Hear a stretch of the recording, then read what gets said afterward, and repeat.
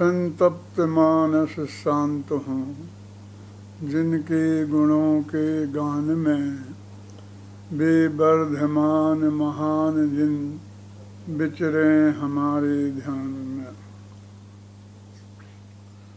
10 लक्षण महापर्व चल रहा है और आज उत्तम त्याग धर्म की चर्चा करना है। त्याग धर्म एक ऐसा धर्म है जिसके संदर्भ में बहुत भ्रांतियां चलती हैं। ज्यादातर दान को ही त्याग समझ लिया जाता है और आज देश विदेश में सब जगह त्याग धर्म पर चर्चा हो रही होगी तो उस वक्त दान की ही बात की जाती है और दान देने की ही प्रेरणा दी जाती हैं। आज का दिन त्याग धर्म की चर्चा के लिए मिल ही नहीं पाता है और त्याग के नाम पर दान उसे ले जाता है। दान क्या, चंदा ले जाता है। लोग आज के दिन वर्ष भर के इस मंदिर के समझ के लिए चंदा करते हैं, सब संस्थाएं चंदा करती हैं और इस तरह से सब लोगों को दान की महिमा ही समझाई जाती है। जैन धर्म में दान के लिए कोई स्थान नहीं है, ऐसा मैं नहीं कहता हूँ।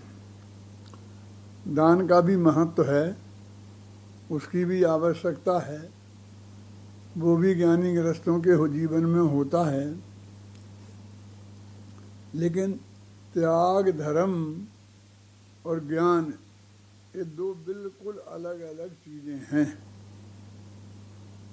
इनका हम जाके गहराई में जाके देखते हैं तो ये बिल्कुल अलग अलग चीजें हैं और जबकि हम उनको बिल्कुल एकार्थवाची, बस पर्यायवाची शब्द मान करके ही प्रयोग हम करते हैं। अधिक क्या कहें हम, पूजनकार ने भी लिखा ना, उत्तम त्याग कहो जग सारा और औषधि शास्त्र अभय आहारा। बात तो त्याग की आरंभ की है कि उत्तम त्याग जगत में सारभूत पदार्थ है और भेद दान के गिना दिए हैं। आहार दान, औषध दान, ज्ञान दान, अभय दान, ये दान के भेद हैं, ये त्याग के भेद नहीं है। तो इससे लोगों को एकदम पहली पंक्ति पढ़ने से ही ये भ्रम हो गया कि दान और त्याग एक ही चीज है। और पूजन तो सब करते ही हैं और इसका अर्थ भी बताने की ज़्यादा ज़रूरत नहीं है, गहरा भी नहीं है कि उत्तम त्याग कहो जग सारा, कि उत्तम त्याग जगत में बहुत सारभूत पदार्थ है और औषधि शास्त्र अभय आहारा, और वो 4 प्रकार का होता है। तो इसलिए लोगों के दिमाग में इनके दोनों के पर्यायवाची होने का भ्रम बहुत मजबूती से खड़ा हो गया है। मैं ये कहना चाहता हूँ कि यदि दोनों पर्यायवाची हैं तो एक के स्थान पर दूसरे शब्द का प्रयोग करने से कोई अर्थ नहीं बदलना चाहिए। अब मैं आपसे पूछता हूँ, ज्ञान त्याग और ज्ञान दान दोनों का एक ही अर्थ है?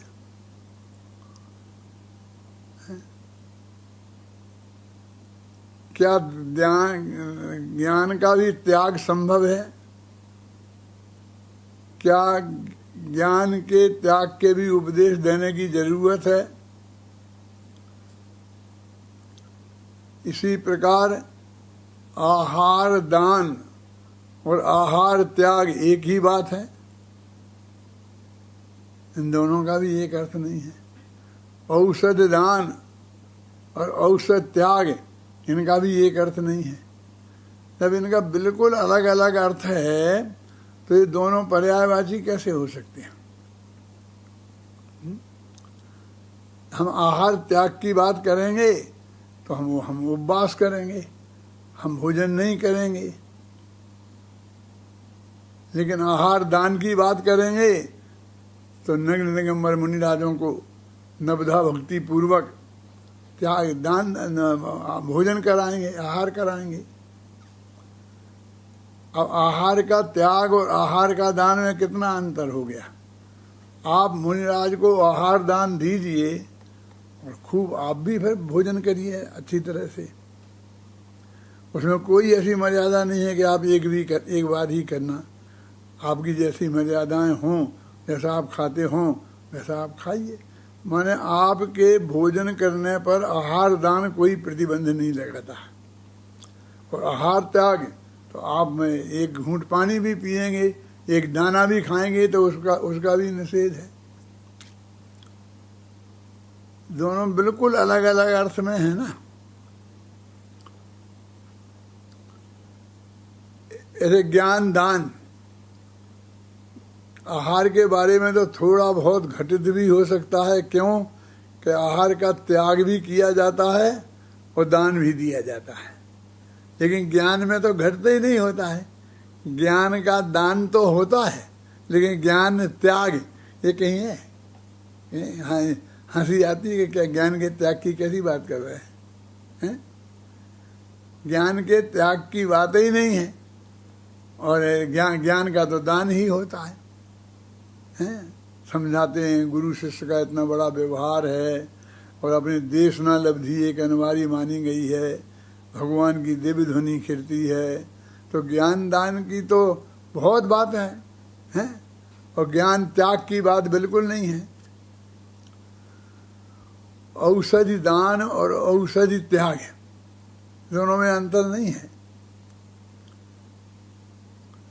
आदमी ने औषधि का त्याग कर दे और फिर भी औषधि का दान दे सकता है। और औषधि का दान ना दे तो भी औषधि का त्याग कर सकता है कि मैं ये औषधि नहीं लूँगा, कि मैं कोई औषधि नहीं लूँगा, कि ये नहीं लूँगा।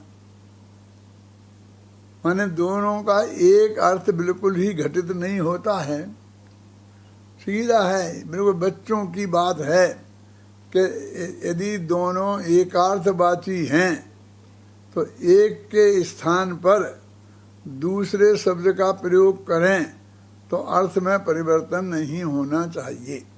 और ये जो मैंने आपके लिए प्रयोग करके बताए हैं वो मैं अपनी तरफ से कहीं से नहीं लाया हूँ। अपने जो शास्त्रों में 4 प्रकार का आहार दान बताया है और ज्ञान की जो चर्चा है उसी के आधार पर मैं कह रहा हूँ। अब कवि ने पहली पंक्ति में ये कहा कि उत्तम त्याग कहो जग सारा, उत्तम त्याग जगत में सारभूत है। और अगली पंक्ति में कह दिया नाम गिना दी औषधि शास्त्र अभय आहारा। तो लोगों को ऐसा भ्रम हो जाना बहुत ही स्वाभाविक था। तो लोग पूछते हैं कि आप क्या कहना चाहते हैं। कवि को कुछ पता नहीं था कि आहार दान में और त्याग में कुछ अंतर है। आप क्या कहना चाहते हैं?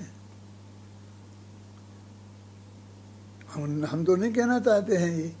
हम तो ये कहते हैं कि हमने समझने में गलती की, क्योंकि जरा नीचे की पंक्ति और पढ़ते थे ना धैर्य रख करके कि निश्चय राग देश निर्वार है, कि निश्चय दान अथवा त्याग राग देश को दूर करना है।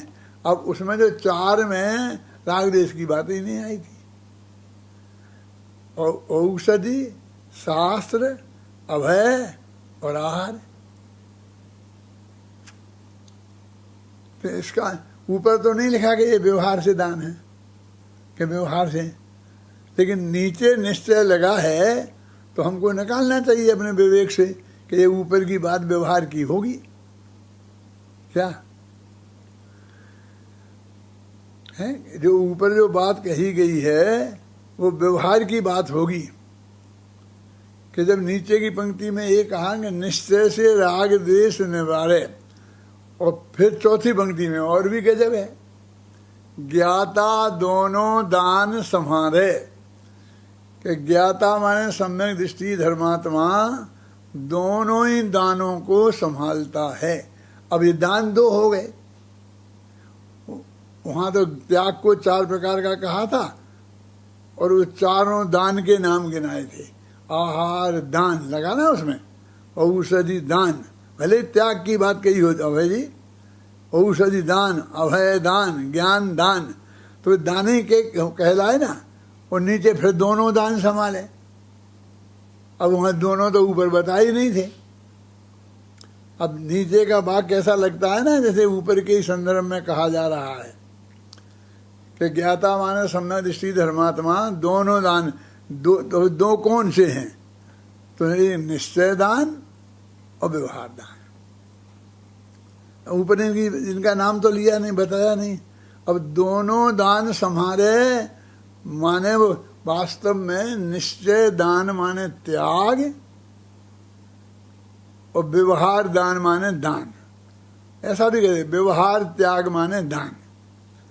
वास्तव में ये निश्चय और व्यवहार का फर्क है। तो ज्ञाता दोनों, जब ज्ञाता का दोनों संहारे तो अब दोनों दान, ज्ञाता दोनों दान संहारे, एक क्लियर लिखा ना भाई कुमार जी। एक छंद का अर्थ कर रहा हूं मैं, और जो सब रोजाना बोलते हैं, और भाग्य से मेरी इस किताब में भी ये लिखा हुआ है सब, और मैं हर साल एक प्रवचन में कहता हूं, आज पहली दफे नहीं कर रहा हूं, 101 दफे तो कर चुका हूँ, ख्याल में आई ना। और एक इस किताब में लिखा है, और किताब भी 2 लाख से करीब छप गई और सब गाँव गाँव में, छह भाषाओं में पहुँच गई। और गुरुदेव श्री जैसे महापुरुष ने उसकी खुल के प्रतिज्ञा प्रशंसा की, और एक त्याग और दान वाले लेख पे तो उन्होंने सबसे ज़्यादा बढ़िया कमेंट्स करे, प्रशंसा की, दिल खोल के की। उन्होंने आज तक किसी की ऐसी नहीं की होगी, कोई भी शिष्य की किसी गुरु ने ऐसी प्रशंसा की हो, ये भी मुश्किल है। ये तो मैं अपना महाभाग्य समझता हूँ।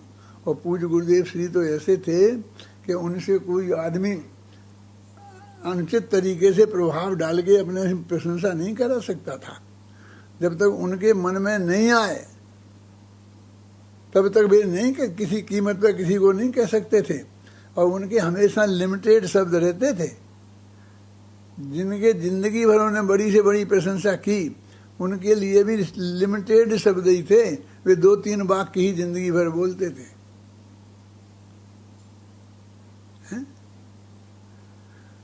अब कहते ज्ञाता दोनों, अब ये फिर क्या कह रहे हैं, कैसा ये ज्ञाता में दोनों त्याग की बात होगी, तो उसमें लिखा ज्ञाता दोनों दान संहारे, वहां भी दान लिख दिया। अब उसमें भी तुम्हारी कोई गुंजाइश नहीं है हिलने की।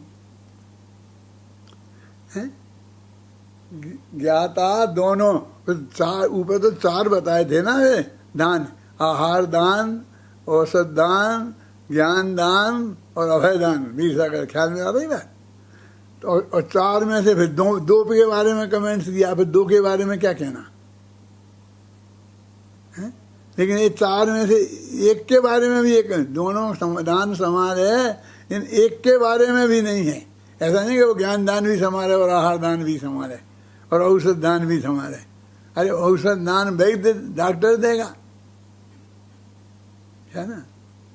औषध दान माने कोई चूरन दे देना का नाम नहीं है। आपके बीमारी का निदान करके और उसके उपयुक्त वो दवाई बताना, ये औषध दान है। औषध दान कोई वैद्य देगा, सेठ जी का काम नहीं है। वो तो दवाई की व्यवस्था है। ख्याल में आई ना? हैं?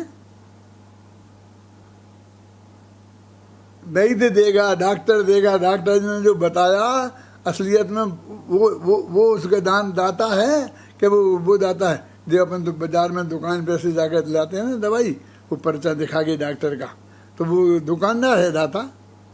कहने नहीं, वो फ्री में दे दे तो दाता कहलाएगा। ये तुम्हारा ये फ्री कहाँ से लाए हो तुम?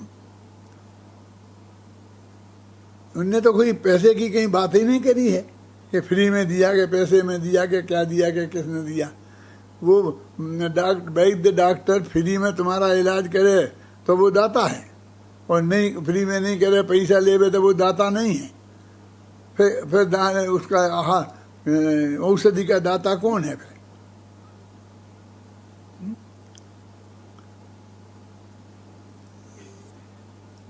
हमारे बुजुर्ग कहा करते थे कि ये जो धर्म है ना, जैन धर्म, ये क्षत्रियों का धर्म है। हमारे 24 तीर्थंकर क्षत्रिय कुल में पैदा हुए, आदिनाथ से लेके महावीर तक। वो बनियों के हाथ में पड़ गया है यार,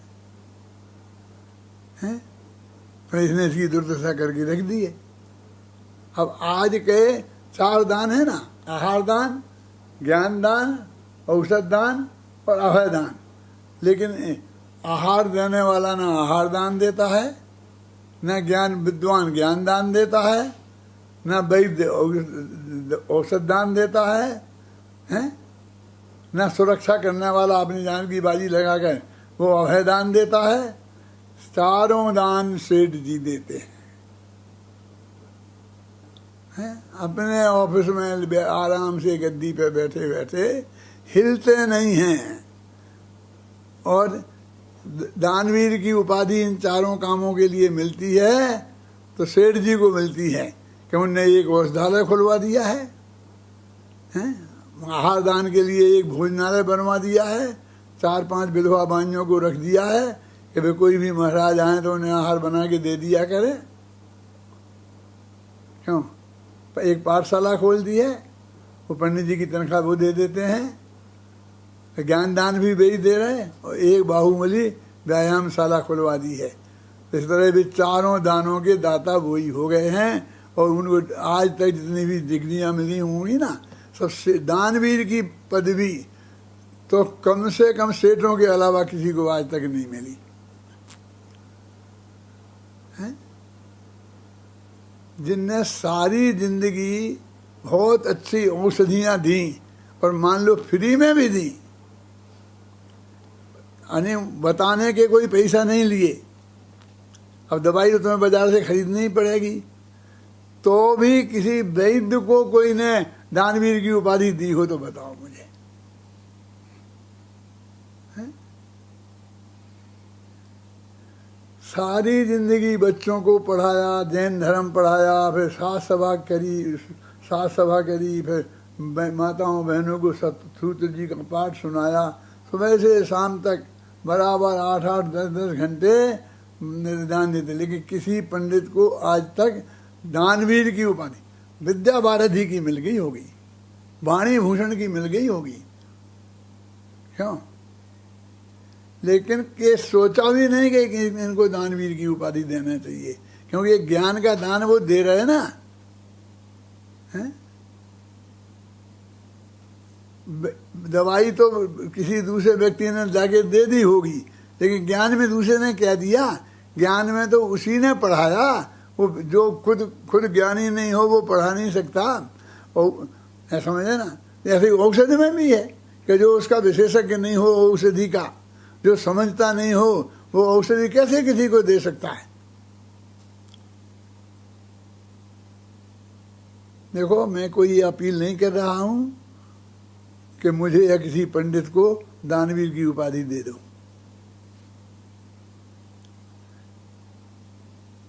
मैं तो इस समाज की बुद्धि की बात कह रहा हूं, कितनी बुद्धिमान है, कि वो कितना इसका दान शब्द का भी सही अर्थ क्या समझता है। त्याग तो अभी बहुत दूर की बात है।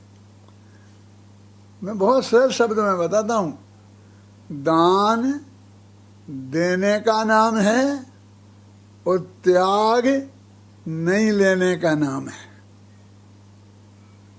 ख्याल में आई बात? दान देने का नाम है और त्याग नहीं लेने का नाम है। एक कवि था बहुत बड़ा प्रसिद्ध, राजा के दरबार में जाता था तो कविता सुनाता था, तो 1-1 लाख दिनार उसको पुरस्कार में मिलती थी क्या? इतना बड़ा था। वो गया एक राज दरबार में, तो राजा ने उसे 1,00,000 स्वर्ण मुद्राएं इनाम में दी। उसने कविता बोली, शायद माघ नाम था उसका। अपने माघ नंदी नहीं, वे तो मुनिराज थे, आचार्य भगवंत थे। वे काहे को किसी राज दरबार में जाने लगे किसी कविता सुनाने के लिए। महाकवि माघ, शिशुपाल वध जिसने लिखा है ना, माघे संति त्रियो गुणा, जानते हैं आप? उपमा कालिदास से भवभूति और क्या है ना विशेषण, और माघे संति त्रियो गणा, है ना। माघ में तीन गौरवम लाग छंद है, बहुत बढ़िया ऐसा। तो माघ ने उसे एक तो ऐसा ढेर लगा दिया राज दरबार में, 1,00,000 स्वर्ण मुद्राओं का तो ढेर लग जाएगा ना। राजा बोला, हे कविराज, तुम्हें ऐसा दानवीर कोई मिला? आज तक तुम्हें किसी ने 1,00,000 स्वर्ण मुद्राएं दान में दी हैं? ऐसा पूछा। वो माघ कवि ने अपनी जेब में हाथ डाला, तो 1 स्वर्ण मुद्रा पड़ी थी उसकी जेब में। तो उसने लेके ऐसे उछाल के फेंकी, उस ढेर पे फेंक दी कि जा, मैंने तेरे को 1,00,001 स्वर्ण मुद्राएं दी। हैं? क्या समझ रहे ना? बोल, है ना कोई 1,00,000 से ज्यादा स्वर्ण मुद्रा देने वाला ये माघ है। तो वो राजा बोला कि ये तो मेरी है, तूने तो 1 दी। कि ये तेरी है तो तूने मुझे बिल्कुल नहीं दी। जब तूने मुझे दे दी तो तेरी कैसे रह गई है? तो मेरी हो गई ना। तो मैंने इसमें 1 मिला के तुझे दी, तो मैंने 1,00,000 के 1 दी। और नहीं तो तेरी है तो मेरी भी है, मेरी है।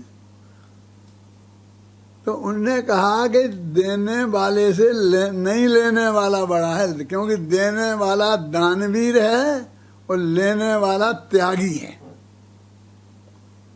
जिसके पास में कुछ नहीं हो और उसको 1,00,000 स्वर्ण मुद्राएं मिलें और वो छोड़ दे, माथे पर सल नहीं आए, उसकी होड़ वो देने वाला कर सकता है? अरे जिसके पास करोड़ मुद्राएं होंगी वो लाख देगा, और त्याग वाला एक ही थी जेब में बस, और वो भी दे सकता है। ये तो लौकिक त्याग की बातें हैं। असली त्याग धर्म क्या है वस्तु के स्वरूप में, उसकी चर्चा तो अपन अभी करने वाले हैं। कि ये दान और त्याग में क्या, दान देने का नाम है और त्याग नहीं लेने का नाम है। आहार दान बढ़िया, खूब भक्ति से बढ़िया बढ़िया सुंदर भक्ति से मुनिराज को हम आहार कराएंगे तो फिर हम हमारे अंदर में जितनी भक्ति होगी हम तो पूरी शक्ति लगा देंगे ना, बढ़िया से बढ़िया देंगे, देना चाहिए ना। और आहार देंगे तो, और जो हम आहार त्यागें, मुनिराज जी छोड़ के चले गए तो वे त्यागी हुए ना, उनने छोड़ा है ना। तो त्याग और आहार दान, इन दोनों में कितना बड़ा अंतर है, इन शब्दों से ही अत्यंत स्पष्ट समझ में आता है। ये माताएं बहनें बिना पढ़ी लिखी, ये सब बच्चा समझ सकता है, लेकिन आज तक किसी ने क्यों नहीं समझा, समझ में नहीं आता। कौन कहता कि नहीं समझा? अरे समझा होता तो कहता ना, बोलता, समझाता, लिखता, दुनिया तो तभी समझेगी कि तुम समझते हो। जब तुम उस बात को व्यक्त नहीं करोगे तो दुनिया कैसे समझेगी? यदि आप समझते हैं तो बहुत बहुत महिमा की बात है, और हमको बहुत आपको झुककर आपको नमस्कार करते हैं।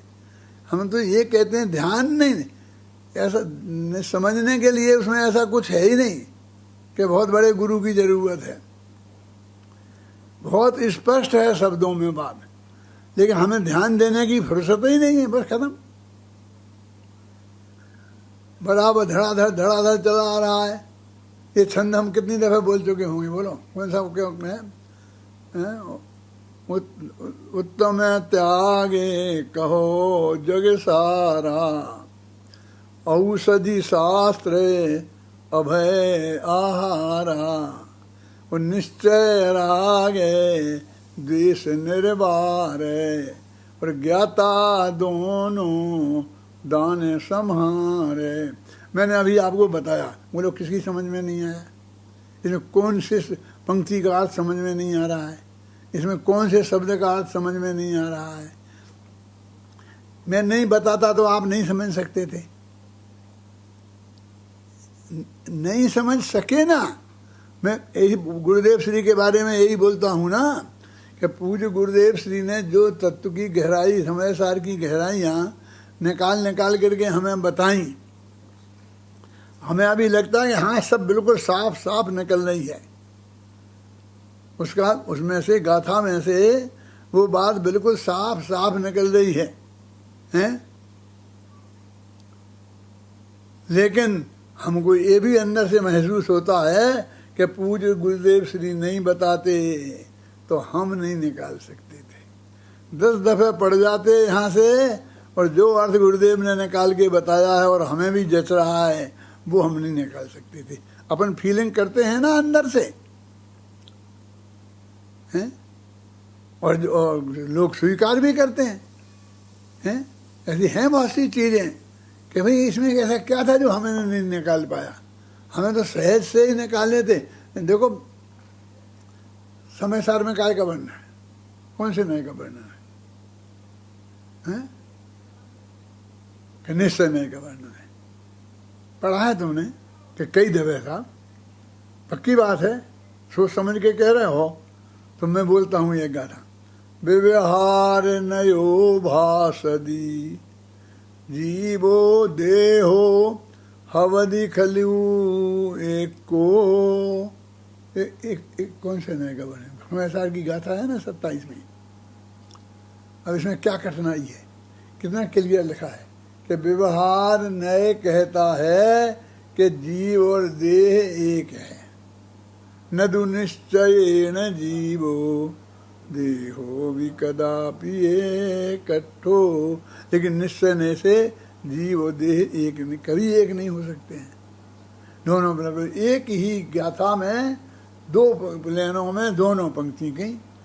निश्चय की बात कहाँ कहता है? निश्चय की बात, और व्यवहार की पहले कही, ऊपर व्यवहार की लिखी और बाद में नीचे निश्चय की लिखी। खेमचंद भाई अपने प्रवचनों में ऐसे 25 गाथाएं बोल बोल के बताते थे कि देखो ऊपर की लाइन में व्यवहार की बात, नीचे की लाइन में निश्चय की बात। और तुम कह देखो सब निश्चय की बात है, उसमें नहीं। अब क्या करें, तुमने पढ़ लिया, देख लिया अच्छी तरह से, और निश्चय की दिख रही, तुम्हें व्यवहार की है ही नहीं। अब नहीं दिखती तो क्या करें? व्यवहारेण बदस्यति जीवस्य चरित्र दंशनम प्राणम, न विराणम न चरित्रम न दंशनम जाने गो शुद्धो। ऐसी ऐसी बुद्धि खराब होती है, समझ लेना आप। इसको ये मत समझना कि मैं किसी की निंदा कर रहा हूँ, कि आपको शर्मिंदा करने की कोशिश कर रहा हूँ। मैं तो सिर्फ ये कि आप में वो पूरी बुद्धि है, सब समझने की ताकत है, सब आप ख्याल में आई ना। लेकिन बस थोड़ी बुद्धि को लगाने की ज़रूरत है। हम वहाँ लगाते ही नहीं हैं, बस ऐसे रटा ऐसा चल रहा है बस मामला। ध्यान दिलाएं तो आ जाता है ख्याल में, नहीं ध्यान दिलाएं तो नहीं दिखाएं। समय सार में 47 शक्तियों का वर्णन है, लोगों को यही पता नहीं है कि समय सार कई दफ़े पढ़ लिया कि हमने कि 47 शक्तियों का वर्णन है। तो उनने खोल के बताई, और उनने बताया कि एक ऐसी शक्ति है आत्मा में कि त्यागोपादान शून्यत्व शक्ति, कि ना वो त्याग कर सकती है और ना ग्रहण कर सकती है। बोलो, ये आत्मा ना कुछ छोड़ नहीं सकती है और कुछ ग्रहण नहीं कर सकती है। आप हम मानने को तैयार हैं? और ये निश्चय न्याय का कथन है कि व्यवहार न्याय का है? ये निश्चय न्याय का कथन है कि व्यवहार न्याय का? ये कहते आत्मा स्व को निश्चय से जानता है और पर को व्यवहार से जानता है। और मैंने कहा बेटा, सुपर प्रकाशकत्व शक्ति निश्चय से है कि व्यवहार से है? सर्वज्ञत्व शक्ति निश्चय से है कि व्यवहार से? हाँ भाई, अरे उसी के बगल में लिखी है तो उसकी संगति तो हमें तो बैठालनी तो पड़ेगी ना, कि हमें समझनी तो पड़ेगी ना, कि हम ऐसे ही चला देंगे चाहे जैसा है। मेरे कहने का मतलब ये, ऐसी कई चीज़ें हैं जो हमको इतना स्पष्ट मालूम पड़ती है। तो त्याग और दान के मामले में यही है, यही पंक्ति। कई पूजन में कई के छंद तो बहुत ही, सत्य धर्म के बारे में तो बिल्कुल पूरे वचन ही वचन पे पूरा पूजा और सांचे झूठे, बाप का पता बेटा भरोसा नहीं करता, वही बातें लिखी। तो इतने निश्चय की बात उसमें है ही नहीं, क्या करें? सत्य धर्म में है, लेकिन कईयों में है, कईयों में नहीं है, हैं? अब क्या करें साहब? फिर तो वहाँ तो फंस जाएंगे। फंस काहे हो जाएंगे? हम तो जो समझाना चाहते समझे हैं, उसके लिए जो उपयोगी होगा वो लाइन में सुनाएंगे तुम्हें। तो हम सुनाएंगे ना दूसरी लाइन। इतनी अकल तुम में होती तो सुनाते ना, आज तक सुनाई कहाँ है तुमने? हमें वो भी हमें कोई सुनानी पड़ी कि देखो यहाँ इसमें ऐसी है, अब क्या करें? हैं?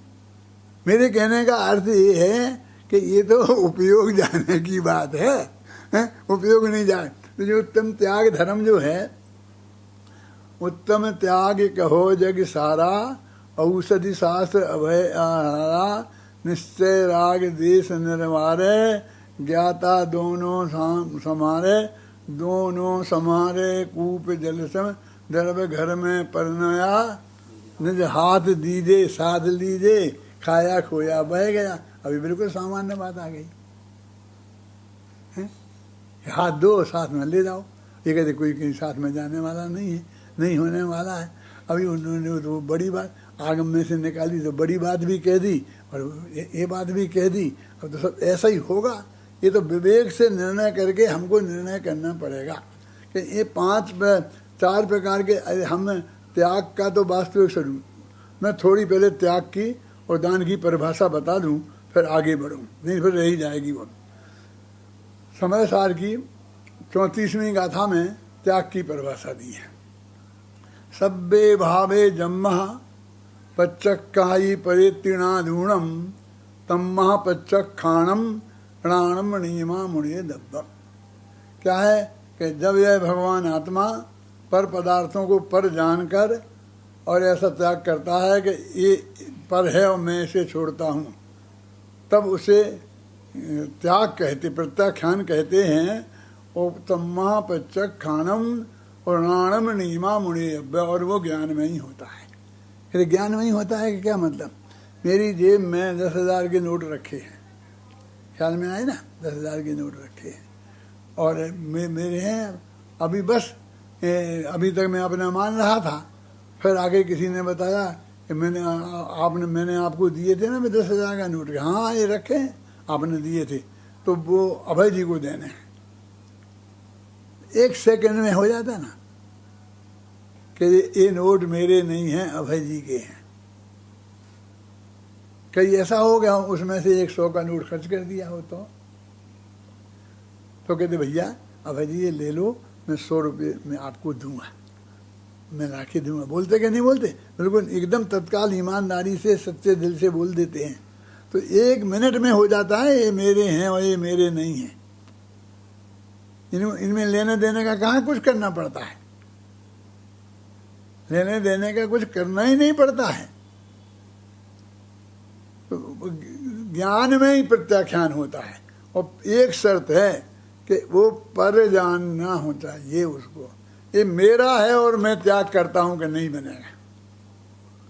पर ये तीर्णादूणम ये लिखा है, पर को पर जानकर। किसको? पर को। ऐसा नहीं तुम अपने निज को पर जान लो, ऐसे नहीं होगा, है ना। परेति, पर को पर जान कर, है? फिर विकल्प में ये छोड़ने का विकल्प करता है। तो वो तो कहते हैं वो त्याग की सारी प्रक्रिया ज्ञान में ही हुई, वो नादुर्य में ही ज्ञान में ही हुआ, पर को पर जान कर। और फिर मैंने उसे छोड़ा कि ये मेरा नहीं है, तो वो भी ज्ञान में ही हुआ। तो ज्ञान में ही त्याग होता है, और त्याग हमेशा पर पदार्थ का होता है, अपना त्याग नहीं होता है। अपना त्याग कोई कर ही नहीं सकता है। वो दान की उल्टी शर्त है, अपना ही होता है, पराय होता नहीं है। तुम्हारी जेब में से नोट निकाल के इसे दे दूं तो दान नहीं है, चोरी है। जो चीज मेरी है मैं उसका ही दान दे सकता हूं, जो मेरी नहीं है मैं उसका दान नहीं दे सकता हूं। ख्याल में आई ना। तो चोर दान में वो चीज अपनी होनी चाहिए, मेरी है ऐसा मानकर दिया जाता है, और उसमें परोपकार की भावना से दिया जाता है। परोपकार की भावना से, अपनी उपकार की भावना उसमें मुख्य नहीं रहती है, गौण रूप से रहती है, लेकिन परोपकार की भावना से मुख्य रूप से करके दान दिया जाता है पर पदार्थ का। और आप राग द्वेष आत्मा के कल्याण के लिए त्यागे जाते हैं, किसी दूसरे के कल्याण के लिए नहीं त्यागे जाते हैं। और भी राग द्वेष अपने हों तो त्यागे जाते हैं, वो निश्चय निश्चय तो पर के हैं, वो पर होंगे। यहाँ वो निश्चय नहीं लगाना, ये निश्चय लगाना कि भाई अपने में पैदा हुए हैं तो अपने ही हैं। पीर सागर समझ में है ना, लगाना ना। राग एक जो मेरे राग द्वेष हैं और मैं उन्हें त्यागता हूँ। भगवान को राग द्वेष परित्यागी कहा है। पर पदार्थ का त्याग नहीं होता है, पर पदार्थ का दान हो सकता है। हम एक चीज दूसरे को देते हैं, तो फिर कहते हैं हमने जो पर पदार्थ का जो त्याग किया, स्त्री पुत्र आदि मकान जो सब इनका त्याग किया, तो ये क्या है? ये कहते इनके में अपनापन का त्याग होता है, इनमें राग का त्याग होता है, ये इनका त्याग नहीं होता है। ये तो पर हैं ही, पर को पर जानकर। और ध्यान की क्या परिभाषा है? तत्वासूत्र को ले लो, स्वस्याति सर्गो ध्यानम, सर्वा सिद्धि ले लो। क्या कि जो अपनी चीज है, स्वस्थ माने धन भी किया है वहां, लेकिन स्वस्थ माने अपनी, अपना धन है, और अनुग्रहार्थम, दूसरे के उपकार के लिए, दूसरे का शब्द उसमें लगा दिया टीका में, सर्वा सिद्धि में। अपने उपकार के लिए नहीं, दूसरे के उपकार के लिए अपना धन जो देना, उसका नाम दान है। तो दान में ये शर्त है कि वो अपनी होनी चाहिए, उसकी दी जाती है, और दान अच्छी चीज का दिया जाता है, वो त्याग बुरी चीज का किया जाता है। राग देश छोड़े जाते हैं, और ऐसा थोड़ी है कि दान की गाय के दांत नहीं होते हैं, दांत वाली गाय देनी पड़ती है बेटा। काम की चीज का दान दिया जाता है ना, कि जो बेकार किसी काम की नहीं है, उसे तो फेंका जाता है, उसे तो त्यागा जाता है जो काम की नहीं है। तो दान में ये शर्त है कि वो अपनी होना चाहिए, काम की होना चाहिए, अच्छी होना चाहिए, परोपकार की भावना से देना चाहिए। त्याग में ये है कि अपनी नहीं होना चाहिए, अच्छी नहीं होना चाहिए, और अपने उपकार की भावना से होना चाहिए, परोपकार की भावना की नहीं होना चाहिए। अब कितनी हर बात में उल्टी है, ये सब मेरी इस किताब में लिखे हैं, ख्याल में हैं, और आपको सबके पास किताब मौजूद है, और यहाँ कैसेट मौजूद है, और कैसेट यहाँ चलवाते हैं, सबने सुनी है। अब क्या रहेगी, कैसा रहेगा, अब क्या रहेगी? पर इतनी सी बात है कि जब ध्यान जाए तब की बात है, तब जाग जाए तभी है सवेरा, है नहीं, जब तो नहीं लेना ध्यान में तो नहीं लेना। ये विचार करो, त्याग और दान में इतना अंतर है, और उसे हमने पर्यायवाची मान लिया है। त्याग में पहली शर्त है कि पेरे परे तिणाधुए, पहले ये पर है ये जान, कि शरीर छोड़ दे। कहते नहीं नहीं, केवल ज्ञान हो जाए तब तक भी मत छोड़ना, जब तक सीधा मोक्ष में जाए तभी छोड़ना। छोड़ने की हम कब का बात कहते हैं, लेकिन पहले, सबसे पहले ये जान कि ये मैं नहीं हूं। अब ये उसकी बात नहीं करता, छोड़ने की बात करता, मैं ये छोड़ दूंगा, मैं ये छोड़ दूंगा, मैं ये छोड़ दूंगा। मेरे अनंत भगवान ने नहीं छोड़ा, है ना, अपने आप छूट गया जब गया काल के बाद में मोक्ष में चले गए हैं। और ये देह को छोड़ने की बात ही नहीं है। तो वो देह के छोड़ने की बात आती है तो देह के प्रति एकत्व मत छोड़ने की बात आती है, देह के प्रति राग छोड़ने की बात आती है। ख्याल में आई ना। तो दान और त्याग में कितना बड़ा अंतर है, वो अंतर हमारे ध्यान में नहीं आया। दान पुण्य है और त्याग धर्म है।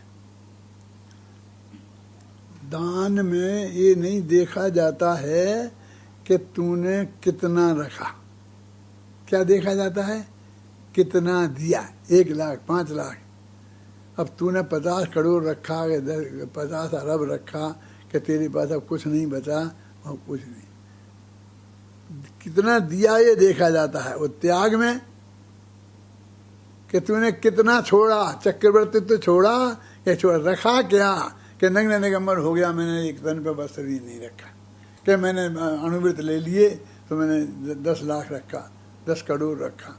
वो कहते तुम 10 लाख रखो, 10 करोड़ रखो, हमें कोई फर्क नहीं पड़ता, और तुम्हारे अणुव्रत में कोई फर्क नहीं पड़ेगा, वो तुम्हें ज़्यादा पुण्य बन जाएगा, बड़ा धर्मात्मा हो जाओगे यदि तुम 10 लाख रखोगे तो। क्यों? ऐसा नहीं है, तुम अपनी मर्जी से जितना रखना हो उतना रखो, ख्याल में आए, विवेक से। लेकिन तुमने कितना रखा ये देखा जाएगा, फिर कितना छोड़ा। तुम्हारी कीमत इससे नहीं होगी कि तुमने छोड़ा कितना, कि साहब 10 लाख छोड़े इसने तो मैं 10 लाख छोड़ देता हूँ, मेरे से ज़्यादा क्यों मांगते हो। ज़्यादा का सवाल नहीं है बेटा, कितना रखना हो इस बात बोलो, तुम वो उतना रख लो। तो त्याग में रखा जाता है। अब दान में, दान पराधीन क्रिया है और त्याग स्वाधीन क्रिया है। क्यों? कि दाना हमें देना है तो एक लेने वाला चाहिए, नहीं किसे दान देंगे। धर्मनाथ भगवान का चरित्र मैंने पढ़ा था, तो उसमें लिखा था कि महासेन नाम का नगर था, धर्मनाथ भगवान के पिताजी का महासेन नाम के राजा का नगर था। तो उस नगर में दान देने वाले ढूंढते फिरते थे, कोई लेने वाला नहीं मिलता था। और हम लोग वो बात भूल ही गए, हम तो सोच ही नहीं सके, लेने वाले तो गली गली में खड़े हैं और देने वाले मिलते नहीं हैं। क्यों? इसलिए हमारी समझ में वो बात नहीं आती है। लेकिन दान देना हो तो लेने वाला चाहिए, और लेना हो तो देने वाला चाहिए, और दोनों हो तो फिर तो काम हो जाएगा कि नहीं होगा। माल चाहिए, आहार दान है ना, तो आहार देने वाला चाहिए और आहार लेने वाला चाहिए प्रमोद जी, और आहार भी चाहिए। रोटी ही नहीं हो, दाल साग ही नहीं हो तो फिर क्या दोगे, वो क्या लोगे, वो लेगा वो। 3 चीज़ें चाहिए, ये पराधीन क्रिया है। ख्याल में आई ना।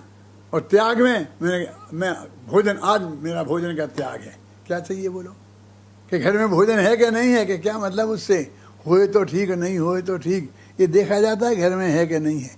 पर मेरी इच्छा नहीं है, मैं नहीं खाऊंगा, वो खत्म। नहीं, त्याग, त्याग बिल्कुल प्योर स्वाधीन क्रिया है, क्योंकि वो धर्म है। धर्म हमेशा स्वाधीन क्रिया होती है, पराधीन नहीं होती है। और दान धर्म नहीं है, पुण्य है। पुण्य जो है वो पराधीन क्रिया है। तो इन दोनों में इतने अंतर तो मैंने अभी आपको बता दिए, है ना।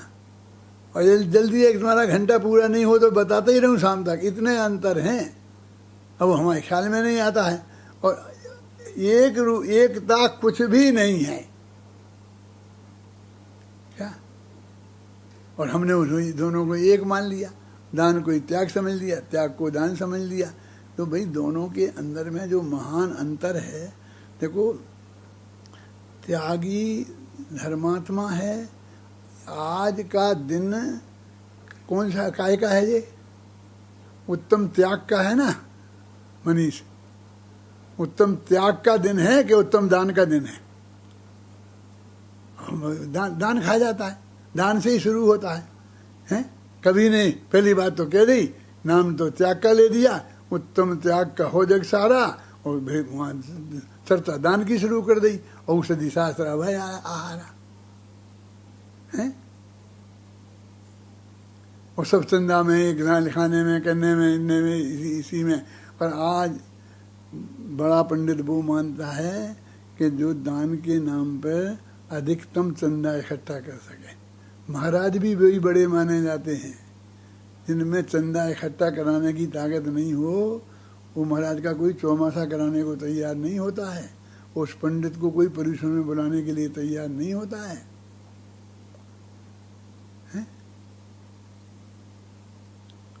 दान की महिमा, दान के गीत, दान के गीत त्याग का धर्म का दिन है।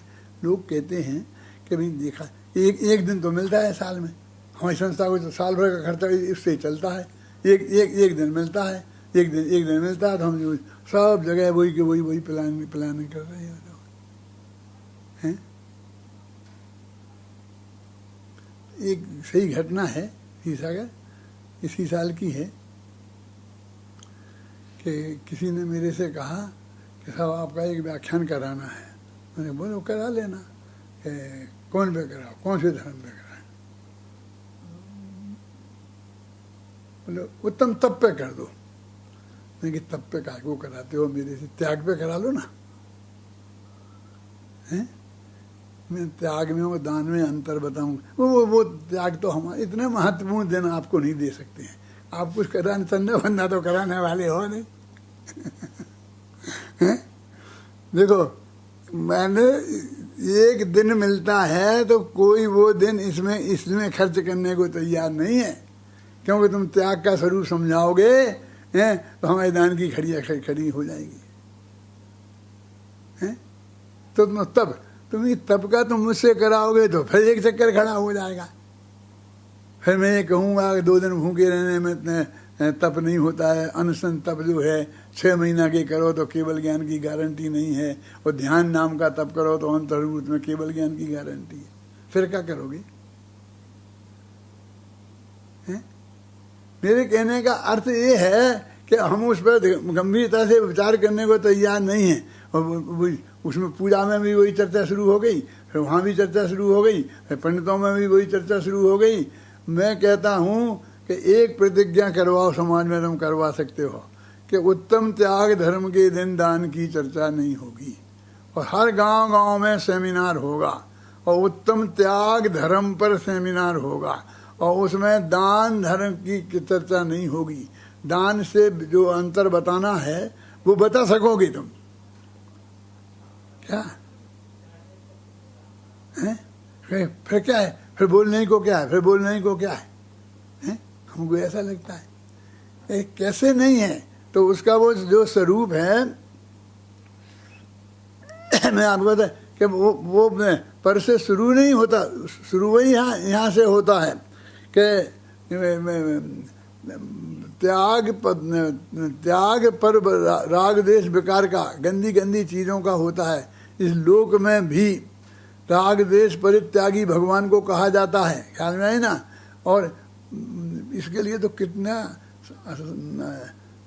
अध्यात्म में, अपने समय सार में और अपने निश्चय में कि एक देव दूसरे देव को कुछ ले ही दे नहीं सकता है। दोनों में वज्र की दीवार है और कुछ भी नहीं दे सकता है। और जो देना मैंने की बात है ना, मिलने की, तो वो अनादि से नक्की है। मैं तो ये इससे बहुत खुश हूँ, परेशान नहीं कि वो कहते हैं भव सुधार दो। काय का भव? कैसे सुधार दो? भव तो नक्की है बेटा, कि एक नक्की है तो दूसरा तीसरा, अरे अनंत नक्की हैं। पक्का भरोसा है कि नहीं मुझे बताओ आपको, मैं हर इसलिए पूछता हूँ। और फिर यदि वो कहता है भरोसा है तो मैं छूटते ही कहता हूँ कि सुधारने मदारने की बात कहाँ रहेगी कि मेरी भव सुधार दो। वो मैंने ना वैराग्य काव्य लिखा ना, तो मैंने बाप बेटी के संवाद कराया। कौन बाप बेटी समझ गए? राजुल और उग्रसेन। तो वो कहती है कि मैं पापा दीक्षा लूँगी, कि रहने दे, मैं परमिशन नहीं दूंगा तुझे दीक्षा लेने की।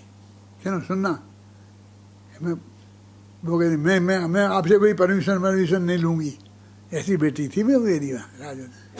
क्यों कि नेमिनाथ ने किसी से परमिशन नहीं ली और वो चले गए, यहीं से मुड़ गए ना, वहीं से मुड़वा देते हो तुम रथ।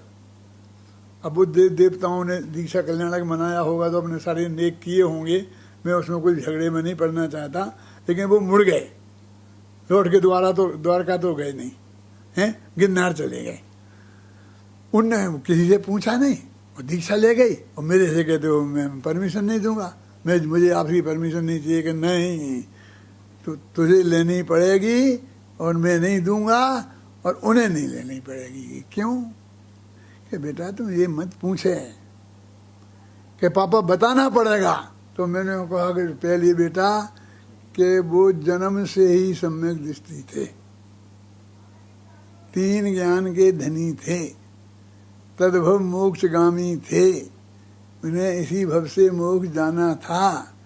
और मैंने फिर वो नहीं कहा कि अभी वो डेट भी फिक्स थी, और मैंने कहा बेटा तू गारंटी से जन्म से मिथ्या दृष्टि थी। हैं? किसी की हिम्मत थी बोलो लिखने की? अभय जी कहाँ चले गए हैं? अभय जी गारंटी से मिथ्या दृष्टि थी, क्योंकि हमने समन्त बद्र में पढ़ाया है कि सम्यक दृष्टि मर कर स्त्री पर्याय में नहीं जाता, नपुंसक नहीं होता है? नहीं आया तो तुम स्त्री पर्याय में आई हो तो जन्म से तो थी नहीं। 8 वर्ष की उम्र तक फिर होता नहीं है। 8 वर्ष की उम्र के बाद तुम्हें पता है हुआ कि नहीं हुआ? हुआ हो तो अच्छी बात है, लेकिन उग्र सिंह को तो पता था कि नहीं हुआ है। और तुम्हें जब वो आए तो उनने मुँह मोड़ा तो उनको एक क्षण विकल्प नहीं आया क्या कि राजुल की मेरी 9 भव की प्रीत लगी थी हैं, और ऐसा हुआ था, और ऐसा सगाई हो गई थी, और शादी हो गई थी, और ये हो गई थी हैं। एक विकल्प नहीं आया, अंदर में चले गए वे।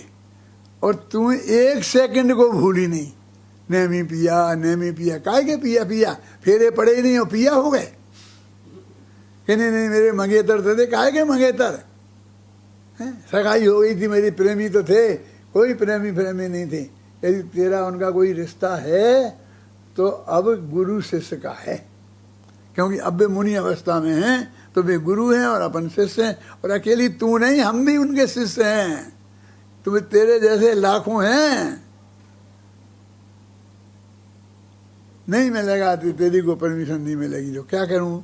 फिर उन्होंने बताया कि तू ये कर, इस तरह से इस विधि पूर्वक एक कर। हो गया क्या? नहीं, भाई आगे दिखा रहे किताब। अच्छा भाई किताब दिखा रहे हैं।